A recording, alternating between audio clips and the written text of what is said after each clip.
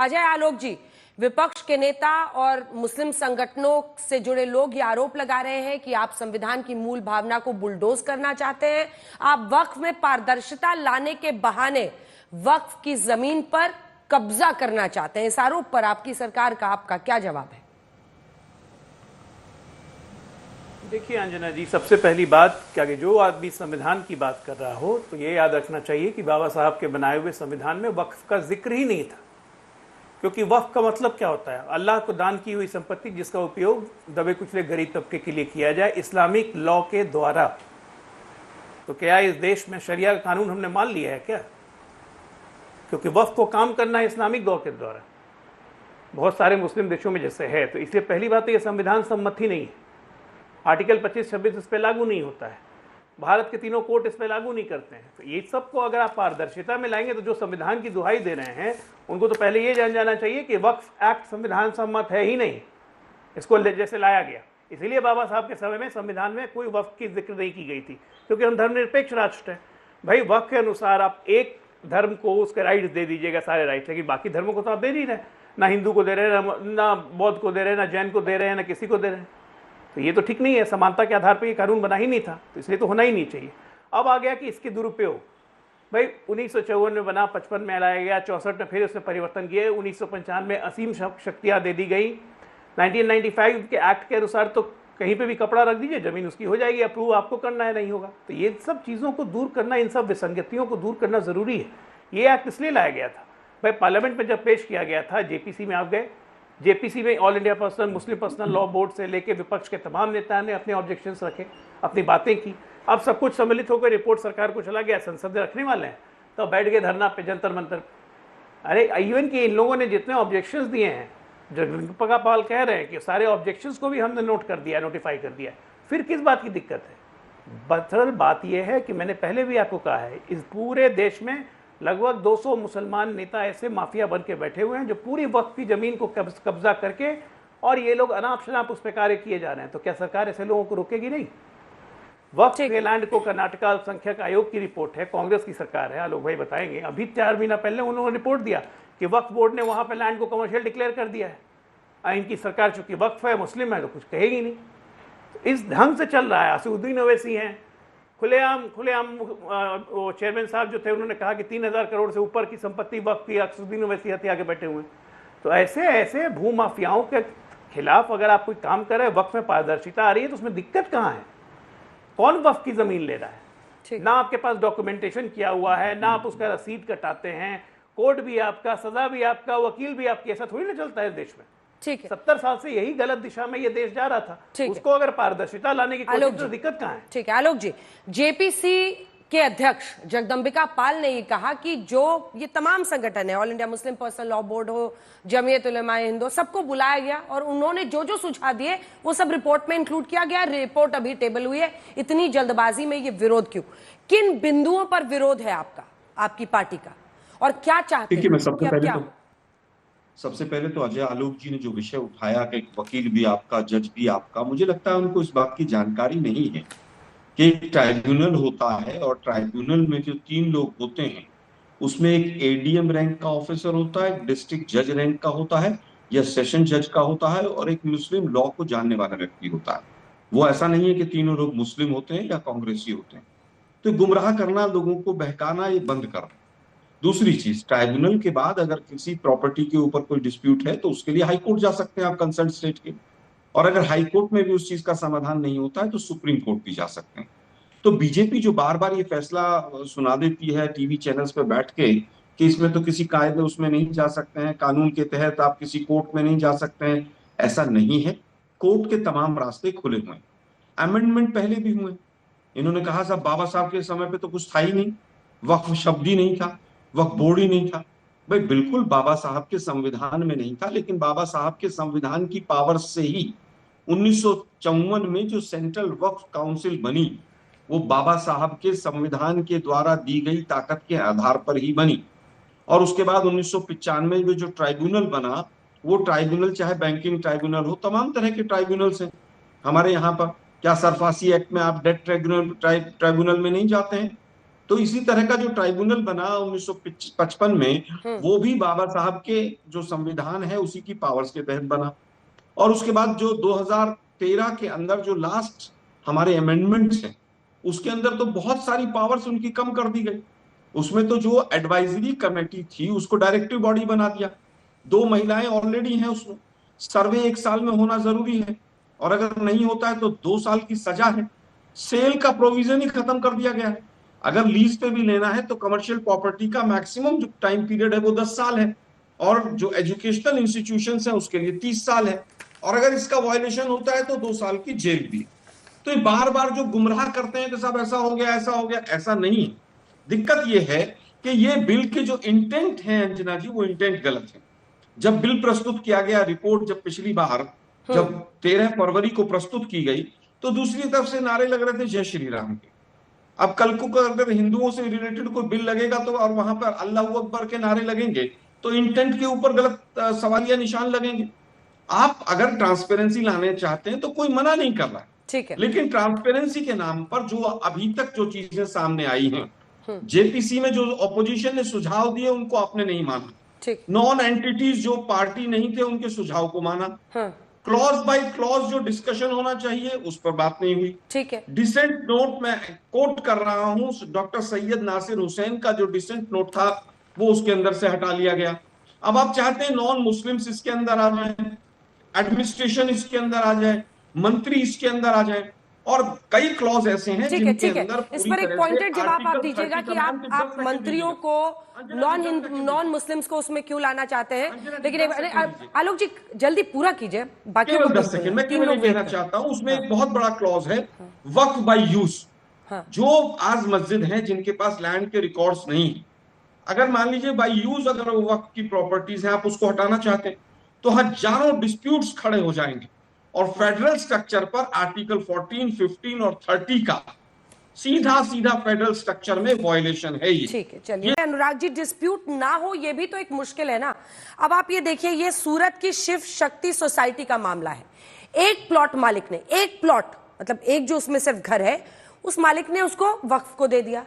अब वहां पर नमाजी आकर नमाज पढ़ने लगे, तो बाकी सोसाइटी में जो लोग रह रहे हैं, क्या उनकी कोई राइट्स नहीं है? ऐसे में उनकी सुनवाई कहां पर होगी? आप समझिए, एक से एक, मतलब तिरुचिरापल्ली के पूरे गांव पर दावा ठोक दिया। आप दावे सुनेंगे तो आप खुद हैरान रह जाएंगे, लेकिन मैं दावे पर सिर्फ नहीं जाना चाहती हूं, मैं उससे पहले आपको एक ये फैक्ट बताना चाहती हूं। राम मंदिर ट्रस्ट, ये वाला जरा हमारे दर्शकों को भी दिखाइए, जिस पर अनुराग जी आप जवाब दीजिएगा। एक तरफ राम मंदिर ट्रस्ट है जिसने 5 साल में 2150 करोड़ रुपए खर्च किए, 2150 करोड़, ठीक है। 5 सालों में कुल 396 करोड़ रुपए का टैक्स भरा, 396 करोड़ रुपए का टैक्स, जिसमें 272 करोड़ जीएसटी है, 39 करोड़ टीडीएस है, 14 करोड़ लेबर सेस है, बाकी अन्य तरह के टैक्स। दूसरी तरफ वक्फ बोर्ड पर आइए, जिसके पास 1.25 लाख करोड़ की संपत्ति है, 1.25 लाख करोड़। 2023-24 में वक्फ संपत्तियों से आई शुद्ध आय 1.25 करोड़ रुपए है। सच्चर कमेटी की रिपोर्ट के अनुसार इसमें कम से कम 10% आय हो सकती है, जो सालाना अगर आप देखिए तो 12,000 करोड़ रुपए है। अब ये जो नुकसान हो रहा है और जो ये घपलेबाजी का आरोप लग रहा है, ये तो प्योर मैथमेटिक्स है, नंबर्स है, इसमें किसी का झूठ शामिल नहीं है। मैं सिर्फ एक मंदिर ट्रस्ट की बात कर रही हूं और पूरे वक्फ जमीन से कमाई की बात कर रही हूं। अनुराग जी, क्या इसको देखने की जरूरत नहीं है? देखिए अंजना जी, आजकल एक नया सिस्टम चला है भारतीय जनता पार्टी का, कि उन्हें हमेशा समाज के अंदर में एक धर्म की राजनीति को उन्हें जिंदा रखना है।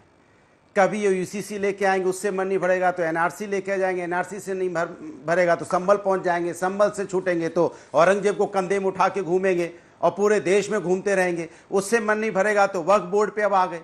अब भाई ये बताइए, वक्फ बोर्ड ने आपने जेपीसी बनाई, जेपीसी ने आपने अपोजिशन के उसमें मेंबरान रखे। अब आपने जब जेपीसी बनाई है तो आपकी जिम्मेदारी बनती है, जो आपको सजेशन दे रहे हैं उनको मानिए। मानने के बाद उनके, अगर उन्होंने जो अपने सजेशन दिए शायद वो ज़्यादा अच्छी तरह समझते, आप उनको मानते और फिर उनको मानने के बाद जेपीसी की एक मान रखा जाता है ना, कि जेपीसी बनी है तो जेपीसी में सब लोगों ने अपने अपने विचार रखे, उन विचारों को आप पार्लियामेंट में लेके आइए। लेकिन आप जिन्होंने अपने विचार रखे उनको आप मानने को नहीं तैयार हो। और फिर दूसरे साथी कह रहे हैं कि भैया पार्लियामेंट में इसका फैसला होगा, जंतर मंतर में कैसे होगा? भाई लोकतंत्र में ये संवैधानिक अधिकार है कि हम अपनी आवाज उठा सकते हैं। भाई आप पे क्या भरोसा? आप तो पार्लियामेंट के अंदर में भी जिस तरह से किसानों का बिल आपने बनाया, जबरदस्ती जब विपक्ष आपसे कहता रहा विपक्ष की सलाह मान जाइए, विपक्ष के कुछ पॉइंट उसमें ऐड कर लीजिए, कहां माना आपने बिल पास कर दिया। बाद में किसान 1 साल तक धरने पे बैठा तो आपको बिल वापस लेना पड़ा।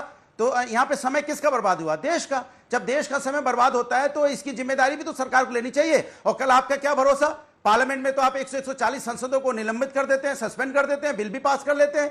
आप लोकतंत्र में विश्वास कहां रख रहे हैं? आप लोकतंत्र में विश्वास रखते हैं तो जेपीसी के अध्यक्ष को बोलना चाहिए था कि जो सुझाव वहां के विपक्ष के नेताओं ने दिए हमने सब माने हैं, अब उसको हम पार्लियामेंट में लेके आ रहे हैं। पार्लियामेंट में सभी दल के नेता हैं, उस पर विस्तार पूर्वक चर्चा होगी। जो चर्चा में जैसा होगा बिल पास होगा, बिल सबके सामने होगा। ये सिंपल सी बात बनाने में इतनी कहानी बनानी पड़ती है, इतनी कहानी। औरंगजेब की बात एक सिंपल सी बात थी कि किसी के मुंह से एक शब्द निकला, उन्होंने शब्द वापस ले लिया, लेकिन उन्होंने सब वापस ले लिया, लेकिन वो शब्द को जो उस जिन्न को जो पकड़ा है और पकड़ के उसको जाके कहते ना कि जितने भी मीडिया चैनल में उस जिन्न को घुसेड़ दिया। अब जिन्न पूरे मीडिया चैनल में चिल्लाता रहा 10-15 दिन तक। इससे आम आदमी का क्या फायदा हुआ? जरा बता दीजिए, आम आदमी का क्या ले लेने था? महंगाई, बेरोजगारी, किसान समस्या से समाधान हो गया क्या? लेकिन में जिन्न जिन्ना है, कभी औरंगजेब का जिंद ले आएंगे, कभी और जिंद ले आएंगे। इनको तो जिंद जिंदा रखने पड़ते हैं। अनुराग जी, आपने मेरे सवाल को बाईपास कर दिया।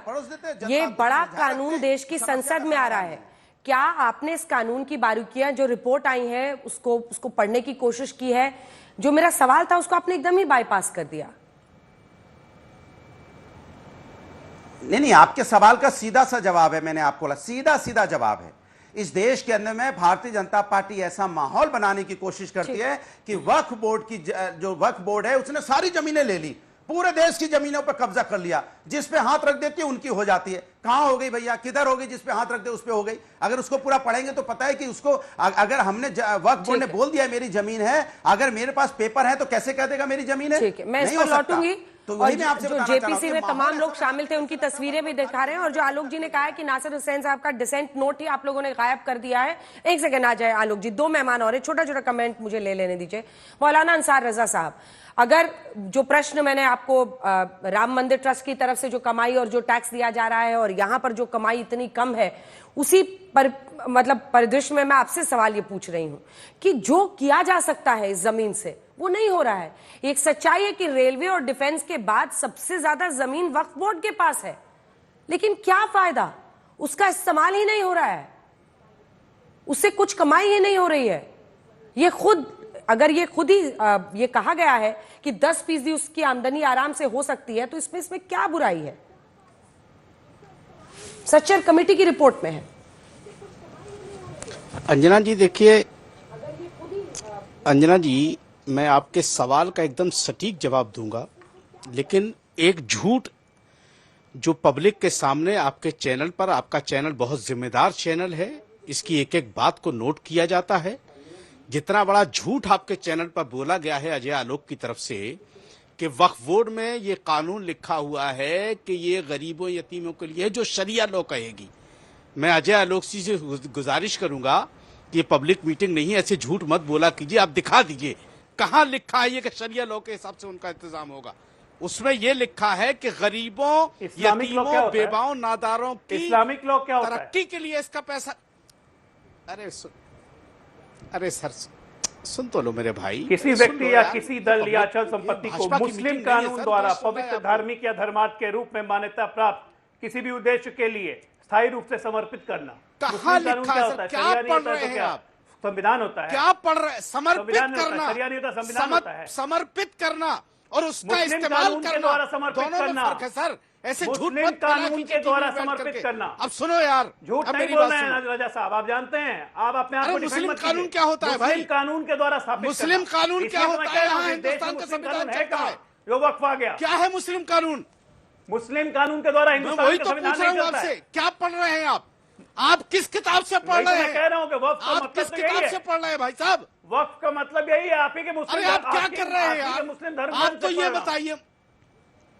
सऊदी अरब का किताब पढ़ रहा हूँ, जो सऊदी अरब में वक्फ चलता है, पता नहीं आप कौन सा ग्रंथ लेकर के अखवा से निकल के आया है। अरे सऊदी अरब को छोड़िए, हिंदुस्तान की बात कीजिए यार। क्या बात कर रहे हैं आप लोग भी यार? झूठ बोल रहे हैं। पाकिस्तान, सीरिया, लीबिया, इससे बाहर भी निकला कीजिए और कुछ नहीं। अरे सर अरे सर इससे बाहर नहीं, जो आप पाकिस्तान सच्चाई सीरिया बता से रहे हो, बाहर तो भी मुझे आया भी ठीक है, बारी भारत की बात बारी करके बारी क्या से होगा? वापस आइए, मतलब निकाल रहा हूं, वापस आइए। वक्त का मतलब क्या होता है?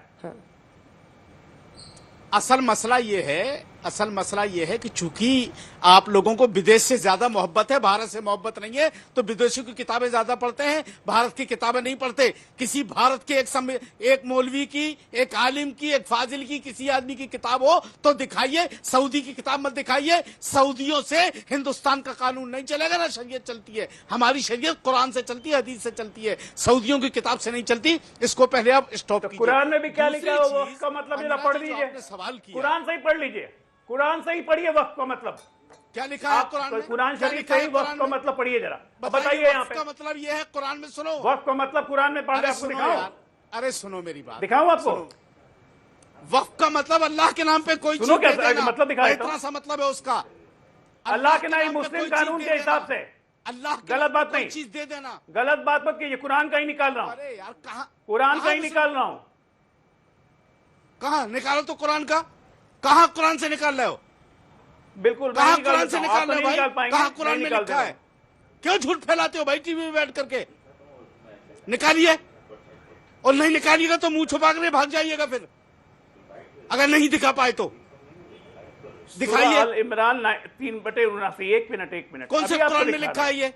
अभी दिखा रहा हूं, चिंता मत कीजिए। कौन से कुरान में? कुरान दिखाइए। एक ही होता है, एक ही कुरान होता है सर कुरान एक ही है, उसके अनुवाद एक ही लोगों ने कुरान अलग होता है, अलग और किए उसी हैं। में लिखा हुआ है कि मुस्लिम कानून के कुरान द्वारा, एक है, कि मुस्लिम कानून के द्वारा संचालित किया जाएगा, दिखाओ मुस्लिम तो कानून कहाँ के है द्वारा यार? संचालित किया जाएगा। वक्त का मतलब निकाल लीजिए। उफ़, दिखाओ तो कहाँ है यार, ये पूरा विकिपीडिया खोलिए जरा, निकाले, तुम दिखाओ यार। विकिपीडिया खोलिए, दाएं बाएं करने की क्या क्या जरूरत तुम है? दिखाओ ना, तुम भाग क्या क्यों दिखा रहे रहे हो थे उससे? अभी? मौलाना अंसार रजा साहब, आपने भी कहा कि इस्लामिक लॉ से, इस्लामिक लॉ, वक्फा meaning no tie up blind, it has to go with the Islamic law, लिखा हुआ है, पढ़ लीजिए।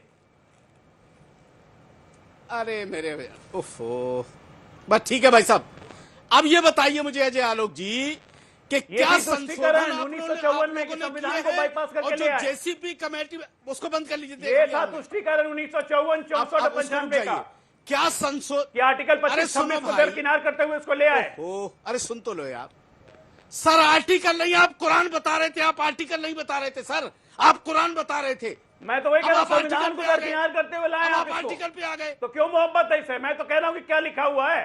अरे यार अभी वक्त आप कह का रहे हैं मतलब क्या कुरान में लिखा हुआ, वही है, मैं आप आपको कह दिखा रहा था। अच्छा, ठीक है, हम उनको और मैं बोलने ये बता दीजिए रहा हूं एक बार। कि अजय आलोक जी, 1954 हम में लोग जो फंस लाया जाएंगे। गया, मत झूठ वो बोला संविधान कीजिए, की अजय अवहेलना जी। की गई। अजय जी मत झूठ झूठ आप बोला बोल रहे कीजिए, मत फरेब किया कीजिए देश के साथ। अरे झूठ आप बोल रहे हैं भाई साहब, आप झूठ बोल रहे हैं, पकड़े गए मैं आप फरेब नहीं सरेआम। करता हूं, जो लिखा हुआ वही बता रहा हूं। आपको मुंह छुपा के भाग जो जाना लिखा चाहिए हुआ कि वही नहीं बता रहा हूं। फिर पकड़े तो मौलाना आप गए। अंसार रजा, वापस पकड़े आइए, तो वापस आप आइए। गए। मुंह छुपा के भाग- अपनी बात कही और मेरे सवाल का जवाब जरूर दीजिएगा। उस सवाल के जवाब से सब भाग रहे हैं वही तो नहीं अंजना जी कहेंगे क्या? बिल्कुल। अब आइए, आपने वक्त की जमीन अजय, जमीन को दबा के अच्छा बैठे हुए चलिए, होंगे। इनके पास भागने से पहले एक बात और अजय जी कितने- बता कितने दीजिए। 100 करोड़ की जमीन दबाई भाई- है वक्त पे। अजय जी एक बात और, वक्फ बोर्ड की अरे कितने यार हजार बहुत करोड़ की बोलते जमीन हो दबा के भाई, बैठे मेरे हुए, भाई बताइए। सुन तो लोग दूसरों की।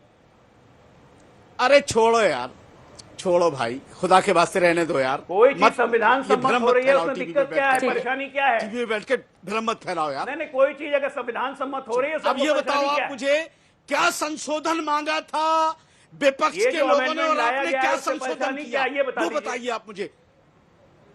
बस क्या जो amendment संशोधन किया है वही आपने, तो कह वो रहा तो हूं, जो बताओ। संशोधन किया वही बता क्या रहा हूं। अमेंडमेंट किया है, वही बता रहा हूं। क्या सुनिए ना। संशोधन किया है, सुनिए, क्या संशोधन पहला किया है? अमेंडमेंट पहला अमेंडमेंट बताइए। किया, पहला अमेंडमेंट में किया कि जिस संपत्ति पे आप अधिकार जता देंगे वो आपकी संपत्ति नहीं होगी। ऐसा नहीं हो सकता, मनमाना कानून, आप कानून से ऊपर नहीं है। ये पहले दूसरा भी नहीं amendment था। किया, ये ट्रिब्यूनल पहले को भी भेजने नहीं का था। भी अधिकार आप ही के पास है। ये पहले भी नहीं ट्रिब्यूनल था। भी आपका है, ट्रिब्यूनल का रिव्यू नहीं कर ये सकते हैं। पहले भी नहीं था। ट्रिब्यूनल का रिव्यू होगा हाई कोर्ट में, सुप्रीम ये कोर्ट में। ठीक है। पहले भी नहीं था ये सर। पहले नहीं अच्छा, था, वापस आइए, वापस आइए। उसके अजय अलावा आलोक जी, अब क्या? अपनी बारी का इंतजार कीजिए। दो मेहमान इंतजार कर रहे हैं। मौलाना अंसार रजा साहब, मेरे सवाल का आप जवाब दीजिए। देखिए, जो नया जेपीसी विधेयक है, संशोधन जो संभव है, क्योंकि अभी भी पूरी तरह से जानकारियां आनी बाकी है, बेहतर ऑडिट प्रणाली, उसी से जुड़ा हुआ मेरा सवाल है। उस सवाल का आप जवाब दीजिए, फिर आपस में लड़ते रहिएगा अजय आलोक से आपकी जो भी परेशानियां हो। लेकिन अवैध कब्जों की रोकथाम, जिसमें मैं आपको सूरत की सोसाइटी का एग्जांपल दे रही हूं, अब एक प्लॉट अलॉट कर दिया जाए और वो उसको फिर मस्जिद बना दी जाए, वहां पर लोग नमाज, तो बाकी जो रेसिडेंट्स वहां के हैं उनका क्या, उनके हकों का क्या? अगर एक के बाद एक तमिलनाडु के तिरुचिरापल्ली में 1500 साल पुराने मंदिर सहित पूरे गांव पर क्लेम वक्फ कर देता है तो उसका क्या? सूरत नगर निगम की बिल्डिंग को क्लेम कर देता है, उसका क्या? तमिलनाडु का 1500 साल पुराना मंदिर क्लेम कर देता है क्या? संसद दिल्ली एयरपोर्ट पर क्लेम कर देता है तो क्या? वैसी साहब संभल पुलिस चौकी पर क्लेम कर देते हैं, उसका क्या? दो पॉइंटेड प्रश्न है मेरे, बेटर ऑडिट और अवैध कब्जे से रोकना है। प्लीज गिव, इसी पर जवाब दीजिए। क्लेम करना और उसके डॉक्यूमेंट्स दिखाने में फर्क है। क्लेम करना कोई भी कुछ भी कह सकता है, हम भी अगर अपने यहां बैठ करके कह रहे हैं, हम ये कह रहे हैं ये चीज हमारी है, ये हमारी नहीं हो जाएगी जब तक हमारे पास उसकी कोई डॉक्यूमेंट्री प्रूफ ना हो। दूसरी चीज, एक बात मैं आपको बता दूं कि जो संशोधन बिल या जो भी वक्फ की जमीनें हैं, कोई अगर जैसे अभी सुनने में आया था कि कोई मौलवी साहब हैं वहां के आसाम के, उन्होंने कह दिया पार्लियामेंट भी जो है वो वक्फ बोर्ड की जमीन पे बनी है। ये इस तरह की बातें बिल्कुल टीवी पे नहीं आनी चाहिए। अगर उनके पास कुछ प्रूफ है तो प्रूफ लेकर के बात करें, ऐसे ही हवा में बात नहीं करनी चाहिए। पर दोनों समुदायों में एक वैमनस्यता पैदा होती है ना, आप उसके मूल तक पहुंच ही नहीं रहे हैं, आप उसका जवाब ही नहीं देना चाहते हैं जो मैं पूछ रही हूँ आपसे।